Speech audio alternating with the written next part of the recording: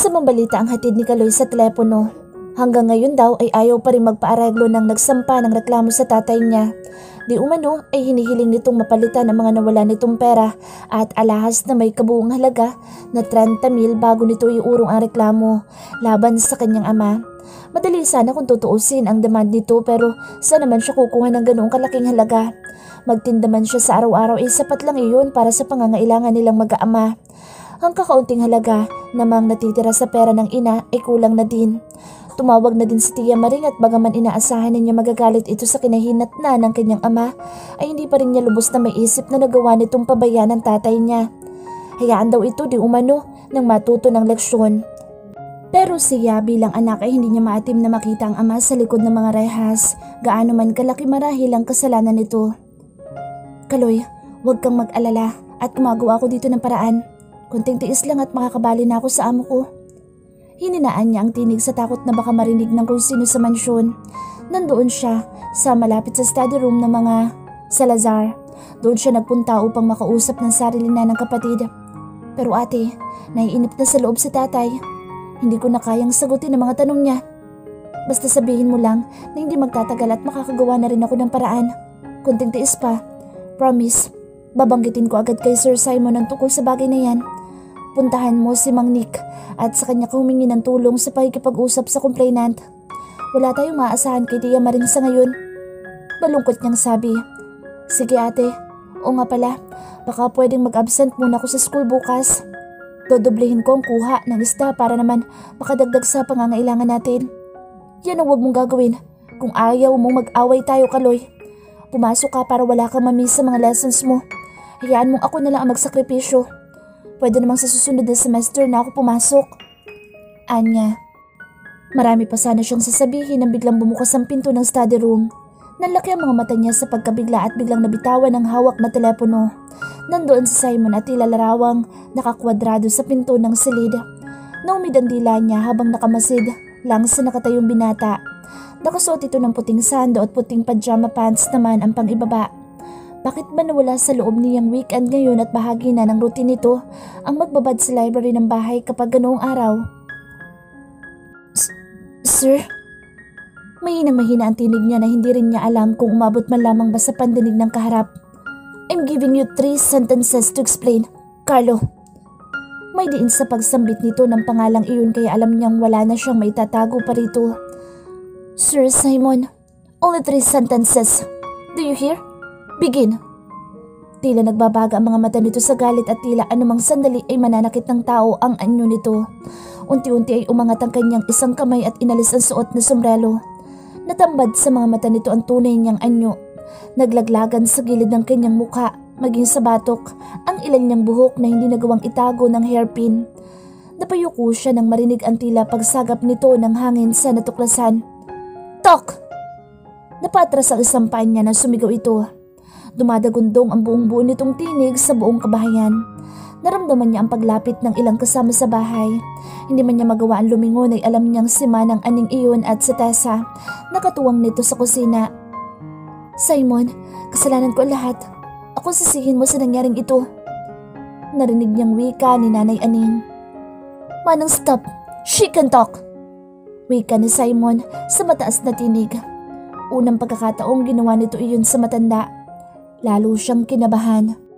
I'm sorry. Simula niya. 2 sentences more. Sulitan mo ang 2 nalalabing iyan bago kita ipatapon sa labas ng bahay ko. Nagkamali ako nang lokohin kita pero hindi ko sinasadya. Ang ibig ko lang naman ay makalabas ng kulungan ng tatay ko para makasama namin ni Kaloy at... Hindi mo sinasadyang lokohin ako? Meron bang ganoon? You're wearing this stuff at ngayon sasabihin mong hindi mo sinasadya? My God, I trusted you! Mapait na wika nito habang hawak sa kamay ang cup niya. Matapos yun ay binalingan nito matanda. I trusted you both!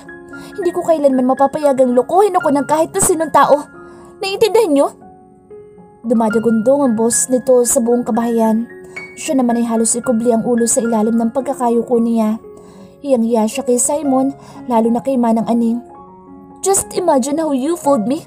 At isipin pang isang babae lang pala nagdadrive ng kotse ko sa araw-araw. Ikaw ang pinakamalaking insultong nangyari sa buhay ko. Alam mo ba yun? Ibig niya sanang umalma sa narinig.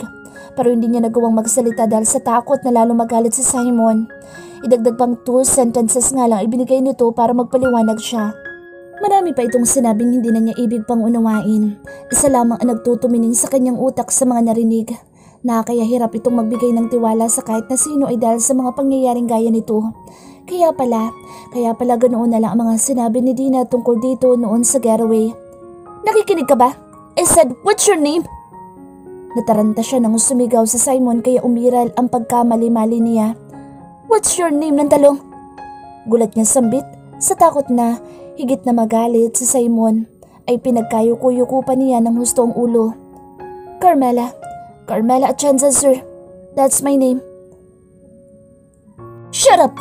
Kunin mo na sa silid mo ngayon din ang mga gamit mo at magsimula ka na magbalot. Muling sigaw nito. Sabay pihit papasok muli ng study room pero madali din siyang sumunod dito. Pinigil niya sa pagsara ang pinto na itinulak nito kaya muli itong napalingon. Ganun na lamang ba iyon? Basta na lamang ba siya susuko matapos ang ilang araw ng pagpapanggap? Papayag ba siya? Wait lang sir, kailangan ko po ng tulong. Kailangan ng tatay ko ng 30,000 para ibayad sa nagrereklamo sa kanya. Pumihit si Simon at tumakbang sa mismong harap niya at kung ilang segundong inilapit nito ang mukha sa kanya. Langap na langhap niya ang preskong amoy nito na tila isang schoolboy na bagong paligo. Hindi niya napigilan ang mapapikit. So, ikaw palang anak na David ha? Napaawang ang labi niya. Wala siyang may sagot sa tanong na iyon. Sagot! Sigaw na naman ito. Opo sir.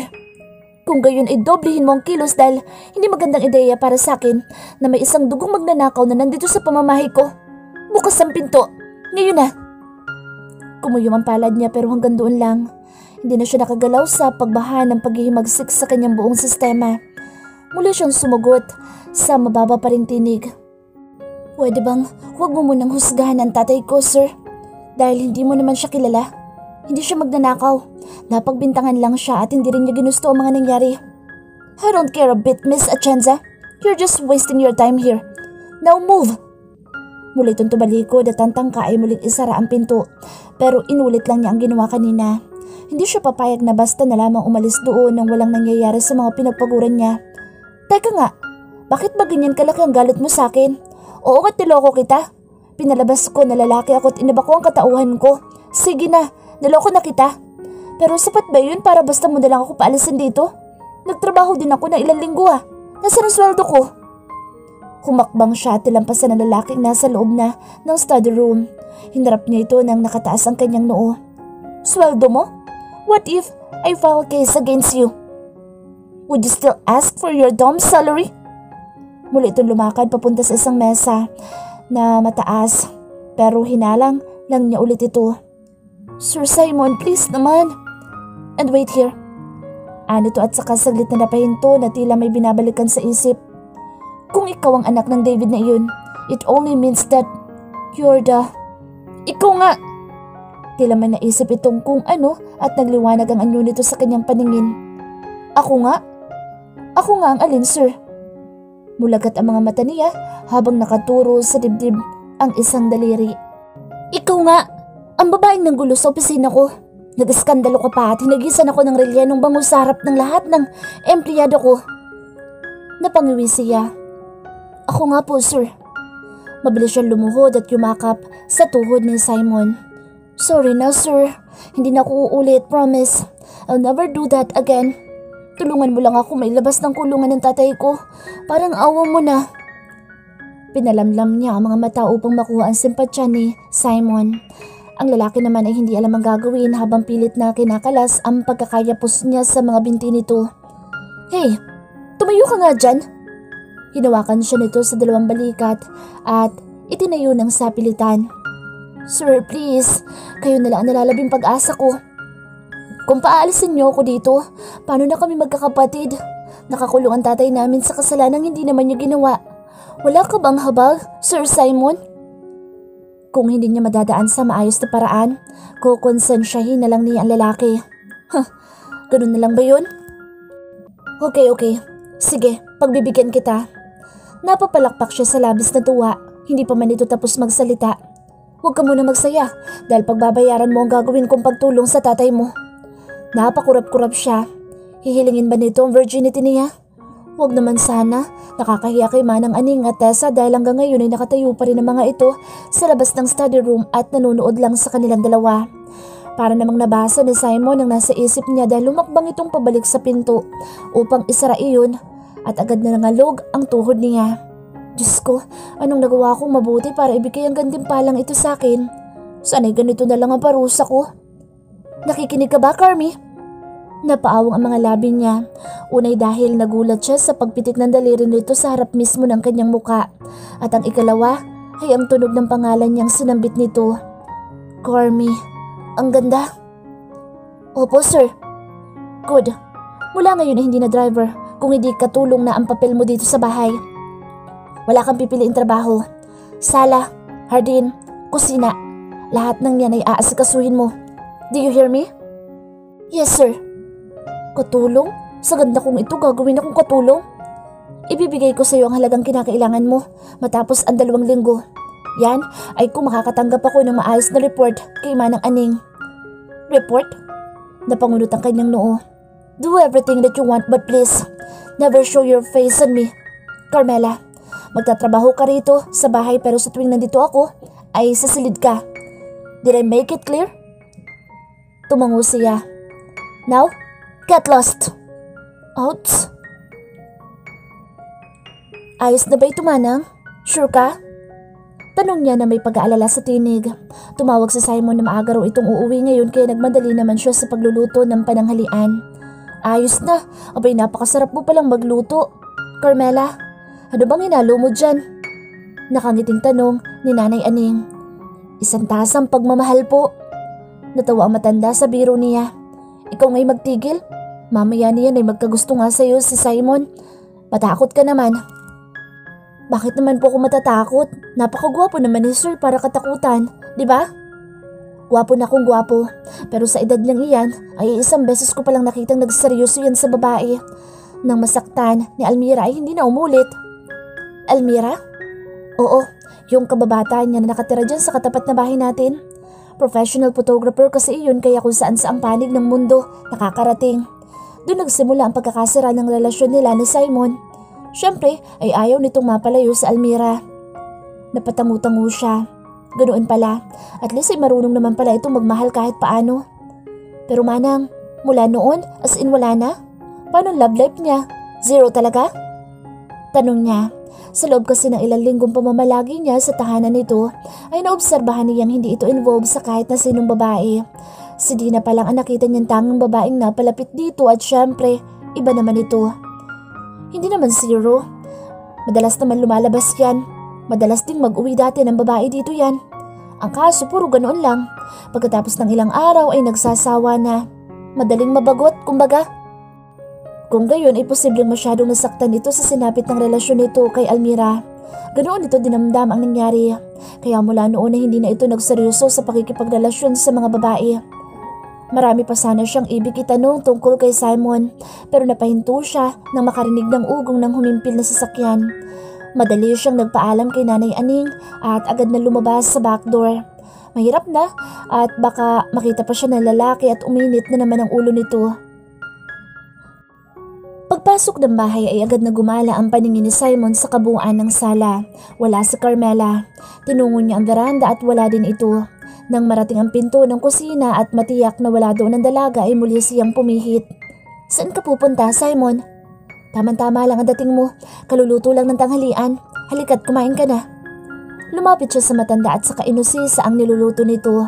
Pagbukas pa lamang ng kaserola ay nalanghap niya agad ang amoy ng nilagang baka. Agad na kumalam ang kanyang sikmura. Tinanggap niya ang isang malinis na serving spoon na inabot ni Manang Aning. Who cook? Matipid niyang tanong nang matikman ang sabaw. Siyempre pa. Ay, Manang, sinabi ko na sa inyong si Carmela ang paggawain niyo dito sa bahay. Hindi maliit na halagang 30,000 na hinihingi niya para sa tatay niya. She needs to pay for it. Sumanya sa isang kamay ng matanda na pinahihinto siya. Aba, ay si Carmela nga nagluto niyan. Manang, madalang kayong magluto ng ganito pero kabisado ko ang timpla niyo. Pinagtatakpan niyo ba ang babaeng yun? Maanong maniwala ka ng bata ka? Masyado bang masarap ang luto niyan at hindi ka makapaniwala, iho? Muli niyang tinikman ang sabaw. It had the same taste. Masarap talaga. Superb, in fact. Nasaan siya? Salip na sagutin ang tanong ni Manang Aning ay yun ang lumabas sa bibig niya. Nasa likod. Mangyari ay sinabi mo raw na huwag siya magpapakita sa iyo. Kaya nang marinig ang sasakyan mo ay nagtatakbo na. Napakunot ang noo ni Simon sa narinig. What was happening to him? Maging siya'y nalilito na. Carmela was in her mind the whole day. Hindi man niya gustuhin, ipabalik-balik ito sa isip niya. Tila magnetong nakapagkit na sa kanyang isipan ng mga ngiti nito. Ang magaganda nitong mga mata at ang mga labi nitong tila perpektong iniukit ng isang eskultor. Hindi niya magawang magtrabaho ng maayos dahil dito. Hindi naman niya maunawaan kung bakit. Kulang na lang ay iuntog niya ang sarili sa pader para lang maalis ang imahe ng dalaga sa isip niya. He should hate her. Hindi siya dapat makaramdam ng kahit kaunting simpatsya dito dahil niloko siya nito. She fooled him at sa mismong pamamahay niya pa. Pagpasok ng mansyon ay agad na hinanap ng kanyang mga mata ang dalaga at hindi niya kayang ipaliwanag ang disappointment na naramdaman nang hindi ito makita.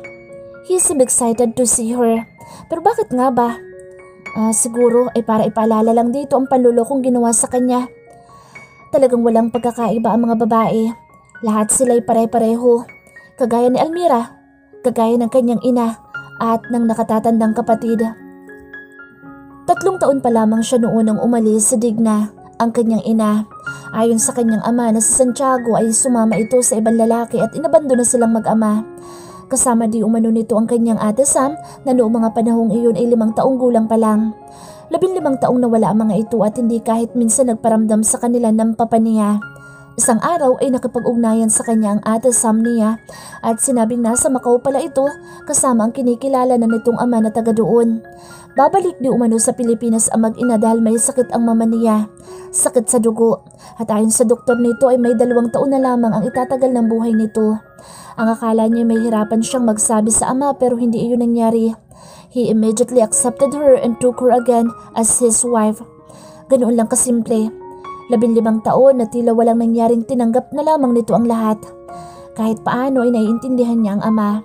Para sa isang taong nalalapit sa maagang kamatayan, hindi nga naman makatwirang magugulpa ang mga nalalabing panahon nito sa sumbatan at hinanakit. Kaya wala siyang nagawa. Mabigat man sa loob ay napilitan siyang makitungo sa ina at kapatid. Pinilit niyang ibalik ang dating pagmamahal sa mga ito pero ano ba ang naalala niya? Gayong 3 taon lang siya noong mangyari ang lahat. Maging ang ate Sam niya hindi rin naman niya nakitaan ng amor.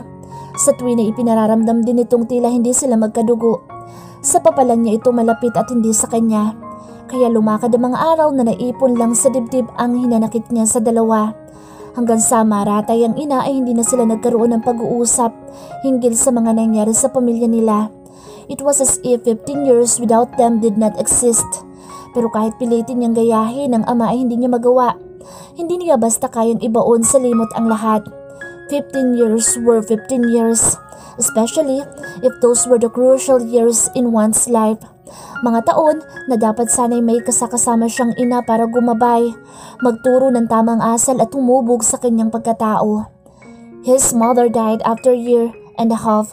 Namatay itong baon ng pagmamahal at pangunawa ng ama.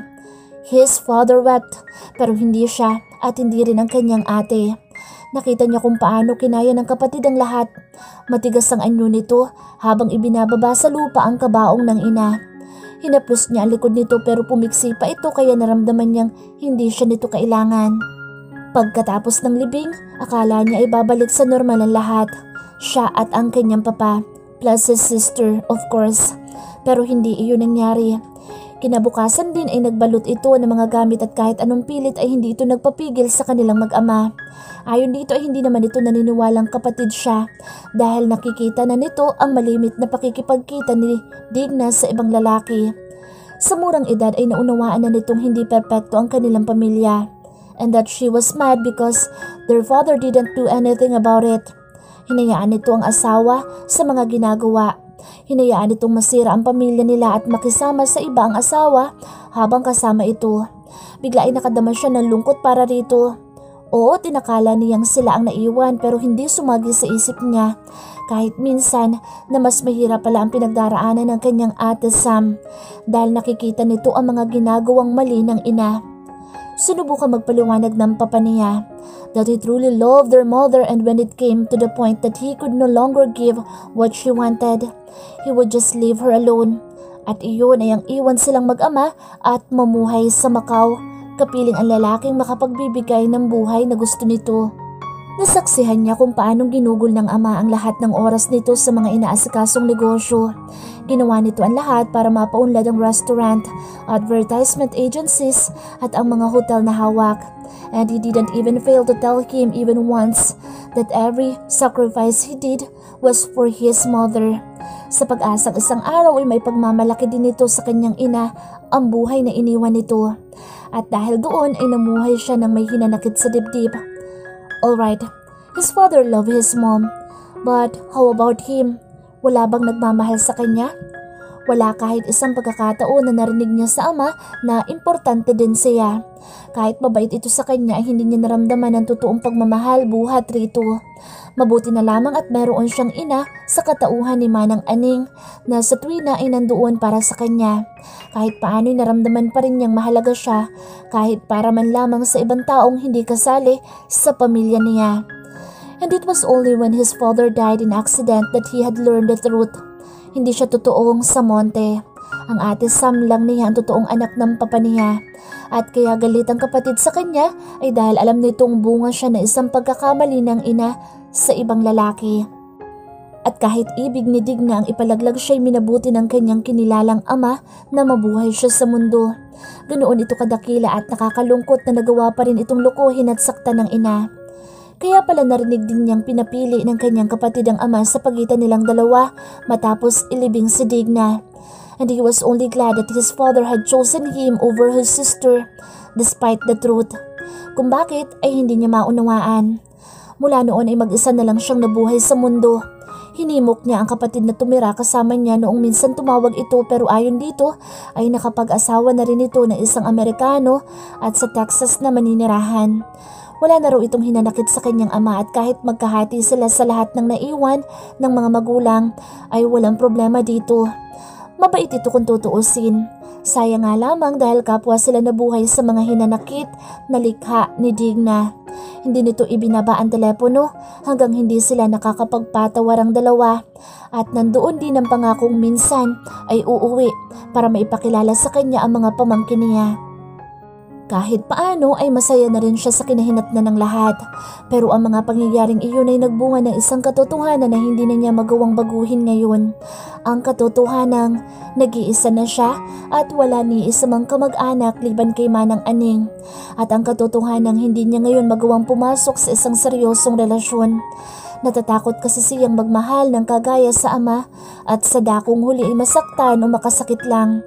Natatakot siyang dahil hindi niya naranasan ng totoong pagmamahal mula sa mga magulang ay baka hindi rin niya magawa iyon ng totoo sa iba. Minsan siyang sumubok nang makilala ang bagong lipat nilang kapitbahay na si Almira. He was 19 when he met her. She was pretty and sophisticated, very lovely and every inch a lady. Nahilig ito sa photography at kung saang-saang lugar ito dinala ng hilig nitong iyon. After 2 years, she had left the country without a word. Kung kailan pa naman nagsisimula ng maging malalim ang kanilang pagtitinginan ay saka pa ito umalis. Nang tawagan niya ito sa telepono ay saka lamang ito nagsabing nasa ibang bansa ito at doon na pauunlarin ang career nito. At kalimutan na lamang daw niya ito dahil hindi sila nababagay para sa isa't isa. Very like his mother. Mula noon ay hindi na niya nagawa pa ang magtiwala sa pakikipagrelasyon. Hindi niya hinayaan ang sariling mahulog sa karisma ng kahit na sinong babae. He was fine having girls in bed, spent some bucks for their demands and all that. Pero bukod doon ay wala nang mas malalim na relasyon pang susunod. Kung may maramdaman siyang kakaiba sa bawat babaeng nakakarelasyon ay agad siyang nakikipaghiwalay sa mga ito. Hindi na niya kahit kailanman muling susubukin ng magmahal. Nakaya naman ng papa niya ang mabuhay ng sila lamang dalawa, hindi ba? Why can't he? He was totally disgusted when he met Carmela. Ang akala niya ay isa itong manloloko na gumagawa lamang ng eksena sa opisina niya at nagawa pa nitong batuhin siya ng relyenong bangus sa harap ng kanyang mga empleyado. Pero hindi na niya nagawang kalimutan ang mga matang iyon. Ilang araw ding naging laman ng isip niya ang maamong mga mata ni Carmela nang ipakilala ni Manang Aning sa kanya, si Carlo. Agad niyang nakita ang resemblance ng mga ito at nag-isip pa ngang baka kapatid nito ang dalaga. Pero hindi nagtagal ay nagduda na siya nang makitang may ilang piraso ng buhok nito ang nakaladlad mula sa suot nitong cup. At yun ang naging simula ng pag-oobserba niya sa mga kilos at pananalita ni Carlo. It was not hard to tell that Carlo was a fake identity of Carmela. Hindi siya ganoon kadaling lokohin gaya ng iniisip nito, pero ang hindi niya maunawaan ay kung bakit hindi niya magawing sitahin ito at sa halip ay pinabayaan lamang sa ginagawa. Nang isama niya ito sa getaway ay hindi totoong lasing siya. Nahihilo of course, pero hindi sapat para hindi niya malaman ang mga nangyayari. And it was planned. Everything was planned. Alam niya ang tipo ng lalaki ni Dina at hindi siya iyon. Pera lang ang habol nito sa kanya. She preferred a boy next door type and Carlo was perfect for her. At tama ang hinala niya nang subukan itong akitin ni Dina. And presto, right there and then ay nakumpirma niya ang hinalang babae nga ang driver niya. Babae si Carlo at nagagalak siya sa katotohanan ng iyon. He didn't plan to take advantage of her when he hugged her. Ang nasa isip lang niya ay ang madama kung paano itong yakapin. He just felt like wanting to have her in his arms. But when he tried to do it, his one hand incidentally slid and landed right on top of her chest. That was not part of the plan, at maging nasubukin niyang damhin ang munting bagay na iyon ay hindi rin niya mapaniwalaan ang sarili. And that night, he realized that there was something growing in his heart for Carmela at hindi iyon dapat, hindi tama. At swerteng nahuli niya ito sa akto habang nakikipag-usap ito sa kapatid. Nasa study room kasi siya noon at naisipang tawagan si Sam nang malamang may gumagamit pala ng linya. Ibababa na sana niya ang telepono nang marinig ang salitang ate. He got curious and for the first time, he enjoyed eavesdropping. Sa bagay blessings in disguise na rin siguro para maaga niyang maidispatcha si Carmela sa buhay niya. Mas maaga ay mas mabuti upang hindi na lumalim pa ang nadarama niya para sa dalaga. Pero nang makiusap ito at magmakaawa ay tila may pagkalaki-laking kamay na humaplos sa dibdib niya. Was it fondness or pity? Hindi niya matukoy at sa unang pagkakataon ay gumawa siya ng bagay na hindi na pinag-isipan pa. He told her she could stay, pero yun ay sa kondisyong hindi niya ito makikita. Isipin na nitong ibig nitong isipin pero hindi niya hayaang tuluyan itong makapasok sa puso niya. Pero bakit ganito ngayon? Bakit 4 na araw pa lang niyang hindi nakikita ang dalaga ay tila hindi na siya mapakali? He couldn't function well. Hindi na rin niya magawa ang mga simpleng bagay na dati niyang ginagawa. Kahit saan siya tumingin ay si Carmela lang ang nakikita niya.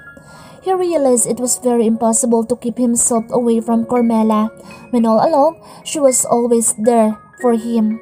Ito ay nagluluto, naglalaba at naglilinis, di umano ng bahay. Siyempre ay hindi niya malalaman iyon sa sarili dahil hindi nga ito maaaring magpakita sa kanya gaya ng kondisyon niya. Maging ang mga damit na isusuot niya sa araw-araw ay ito na rin ang nagpe-prepara. Ang long sleeve polo, coat and tie, pants, medyas hanggang hanky ay maayos na nakalatag lahat sa kama paglabas niya ng banyo at agad siyang makadarama ng mga init sa dibdib sa mga ganoong pagkakataon.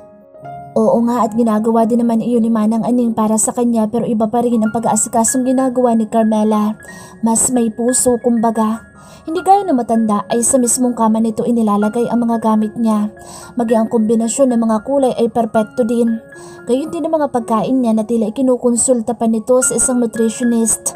Hindi gaya ng dati na kung ano na lang ang i-request niya sa matanda ay ihahain ito sa mesa. Noong minsang humingi siya ng pork chop ay may note na ibinigay sa kanya sa Tessa. It was written there that he had eaten pork twice already in the same day. So veggie steak were served. He was really amused, but of course, he had to show them he was not.